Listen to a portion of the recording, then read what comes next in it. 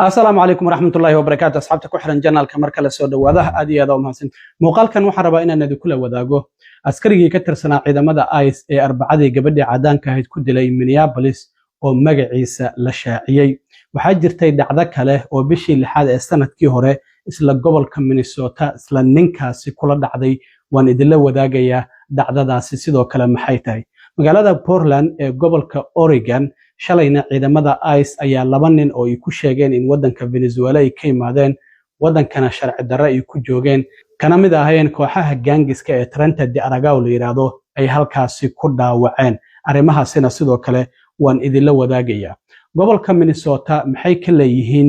in dawladda federaalku ay u diiday baaritaanka dilkii gabadhii askariga ICE-ka in gobolka uu ka qayb galo maanta maayarka magaalada Minneapolis Jacob Frey ayaa shir jaraa'id qabtay xeerlaaliyaasha degmada Hellebeen iyo waliba xeerlaaliyaha guud ee gobolka Minnesota iyaguna shir jaraa'id ayay sidoo kale qabteen marka arrimahaas ayaan idila socodsiinaya waxa jirta in wasaaradda amniga gudaha ay warbaahinta u diiday in magaca askarigii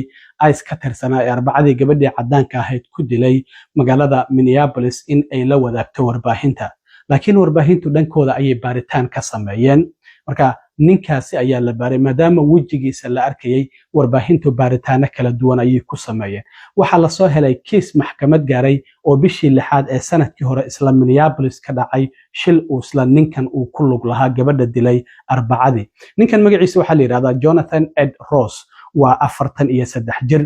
Ciraaq ayuu ka soo dagaalamay intii u dhaxaysay 2004 ilaa 2005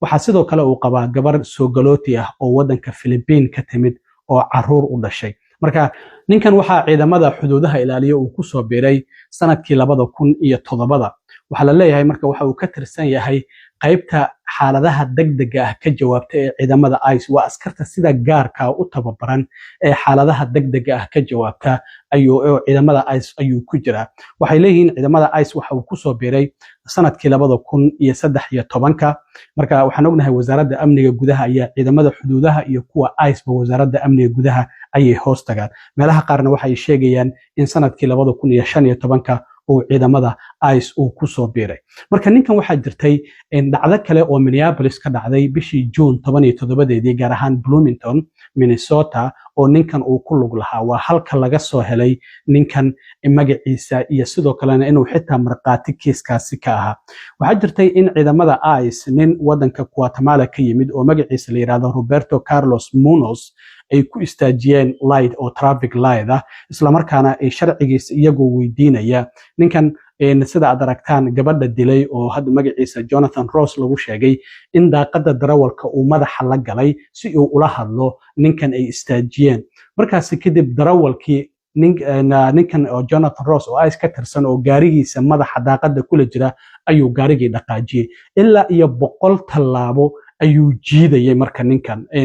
askariga oo ka tirsan ciidamada ICE dhaawacyo kala duwan ayaa gacmaha ka soo gaaray marka sida sawiradan ka arkaysaan oo xitaa laga daweeyay waxa la leeyahay 33 qodob ayaa laga tolay in gacmihiisa oo dhaawacyadaasi kala duwan ay ka soo gaareen isbitaal ayaana loola dhigay marka waxa dhacday in maxkamad la isla tago oo ninkii markii la xiray oo sharci darrada Guatemala oo askarigan ICE ka tirsan oo hadda gabadhaas cadaanka ah dilay in Renee Nicole Good arbacadii in maxkamad la isla tago maxkamadii marka sida aad ka aragtaan waraaqihii affidavit-ka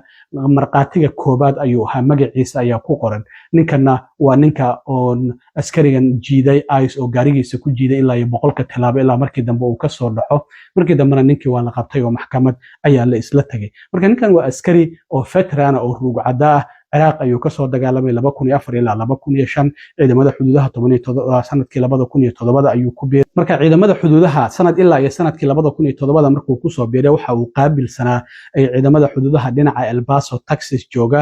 marka ciidamada xuduudaha waxa uu qaabilsanaa in uu u basaaso oo basaas u noqdo sida kooxaha daroogooyinka soo gelinaya Mareykanka oo Mareykanku ula dagaalami lahaa waxana ICE uu ku soo biiray sida aragtaan 2015 meelaha qaarna 2013 inuu ku soo biiray ayaa qoran marka askarigan sida muuqata waa askari ruugcada ah oo ciidamada xuduudaha iyo kuwa ICE ba isku soo maray waxaana la leeyahay waxa uu ka tirsan yahay special response teamka marka xaalad ay dhacdo ICE ciidamada sida gaarka u tababaran ee ka jawaabo ayuu ka mid yahay marka hadda waxaa sidoo kale soo baxaysa in dowladda federaalku ay u diiday gobolka Minnesota baaritaanka dilkii arbacadii dhacay oo gabadhii cadaankeeda oo ninkan u geystay in ay gobolku uu qayb ka noqdo shalay waa kii gudoomiyaha gobolka ka hadlay maanta marka waxaa shir jaraa'id qabtay luqa magaalada Minneapolis Jacob Frey waxa uu yiri masiibo markay dhacdo waxa kaliya oo loo baahan yahay waxa ay tahay in hufnaan la muujiyo laakiin ma ahan in sharciga la qalloociyo muhiimaddu waxay tahay in sharciga la raaco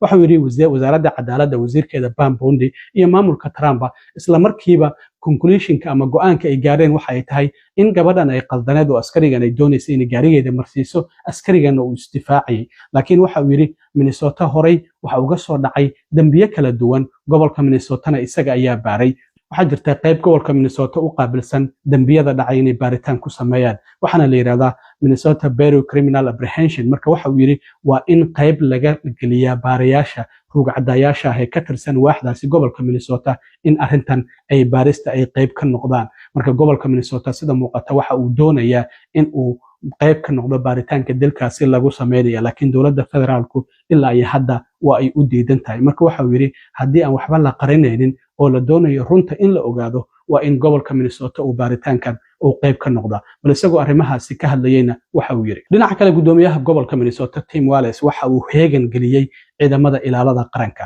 maadaama mudaharaadyo xoogan ay socdaan oo hadda Portland ay ka bilaabeen oo arinteeda aan idin la wadaagi doono Minnesota habeenkii labaad ama maalintii labaad ay ka socdaan in haddii xaaladdu ay ka sii darto ciidamada uu heegan geliyay oo haddii loo baahdo si degdeg ah Minneapolis loogu soo daadgureyn karo dhinaca kale waxaa shir jaraa'id iyaguna maanta qabtay xeerlaaliyaha degmada Hennepin oo halka dhacdadu ay ka dhacday iyo sidoo kale xeerlaaliyaha guud gobolka Minnesota xeerlaaliyaha degmada Hennepin Mary Moriarty ayaa la yiraahdaa xeerlaaliyaha guud ee gobolka Minnesota waa Keith Allison marka waxay yiraahdeen waxa aan ka cabsanaynaa in natiijada ka soo baxda baaritaanka aysan dowladda federaalku la wadaagin xafiisyada xeerlaalinta midka gobolka iyo waliba midka degmada waxaana sidoo kale xeerlaaliyaha gobolka Minnesota Keith Allison oo ka codsaday shacabka qof kasta oo muuqaal la xiriira dhacdadii gabadhaasi askariga ICE uu ku dilay arbacadii in uu la soo wadaago oo ay u baahan yihiin haddii muuqaalo kale ay jiraan in ay helaan marka muuqaalo fara badan ilaa ay hadda waa la hayaa laakiin waxaa laga yaabaa dhowr angal oo kala duwan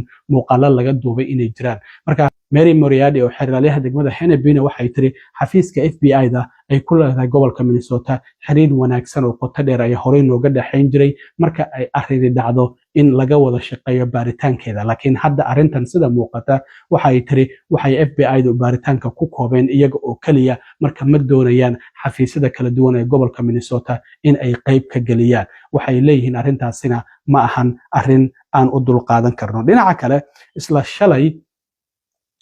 kale shalay magaalada Portland ee gobolka Oregon dhacdo kale oo ICE ay ku lug leeyihiin dad ay ku toogteen ayaa ka dhacday waxa la yaab leh meesha gabadha cadaanka ah lagu dilay ee Minnesota waa 34ka iyo wadada la yiraahdo Portland haddana shilkan waxa uu ka dhacay magaalada Portland ee gobolka Oregon waxay ciidamada ICE ay sheegeen qoraalkan ay soo saareen wasaaradda amniga gudaha ay sheegtay shalay saacadu marka ahayd 2:19 daqiiqo ciidamada xuduudaha ilaaliya ayaa wax oo sameynaya baaritaano gawaari in magaalada Portland ee gobolka Oregon ayaa qof passenger ah